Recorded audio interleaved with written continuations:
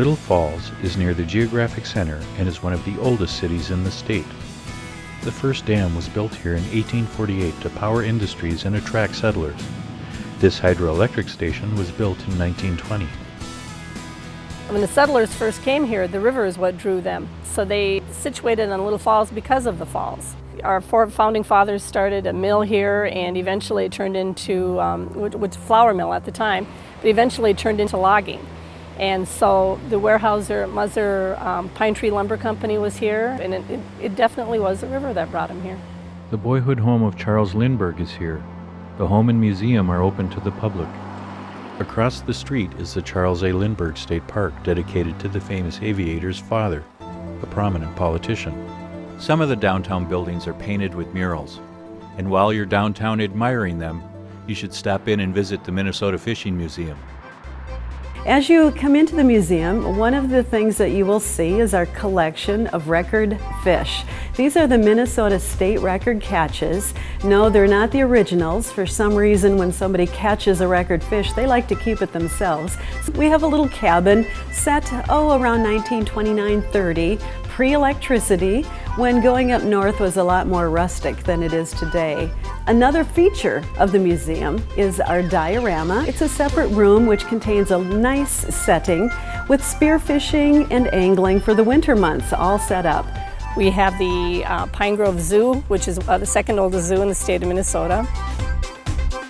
The Dam Festival that's held in June every year in Maple Island Park is a great festival.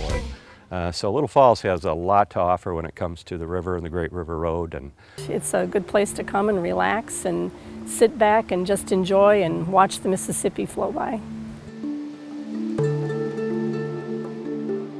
This past year, St. Cloud, Sartell, and Sauk Rapids all came together and worked on creating a plan for the riverfront development, how to protect the resource and the scenic value of the river. But at the same time, this is a real treasure that flows through our communities. How do we get citizens down to it? How do we get businesses to orient themselves to the river?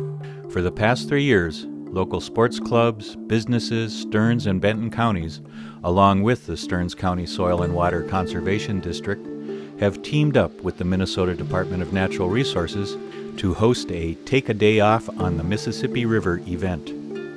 Over 1,300 people took the opportunity to try some canoeing, fishing, kayaking, archery, and more.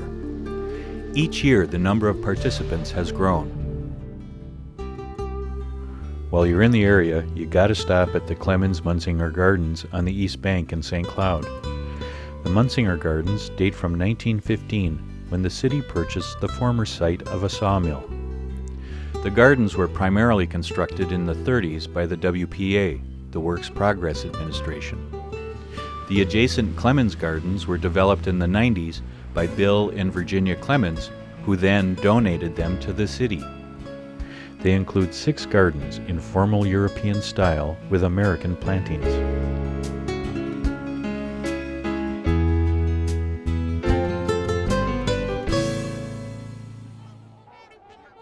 Another citizen-inspired act of conservation takes place just downriver in Monticello. The trumpeter swan is a threatened species that is rapidly recovering thanks in large part to one person. Each winter, up to 1,500 of these graceful birds come to this place on the Mississippi for 2 reasons. First, there's open water because of the nearby power plant, and second, Sheila Lawrence fed them daily all winter for more than 20 years. Sheila died in the spring of 2011, but her husband Jim plans to continue the feeding. Want some hands-on early European settler farming experience? Stop in at the Oliver Kelly farm site outside of Elk River. Well, the Kelly farm is the oldest working farm left in Minnesota. It was started in 1850 by Oliver and Lucy Kelly.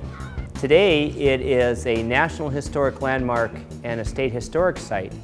We have the farmstead restored as close as we can to the 1860s time period when the Kelly family was busy farming here. And as a visitor, as a family, you can come out and explore and participate in the same kind of activities that your own family may have done on this farm 150 years ago. There is so much more to learn about this area and the rest of the Great River Road. For more information, visit our website, mnmississippiriver.com.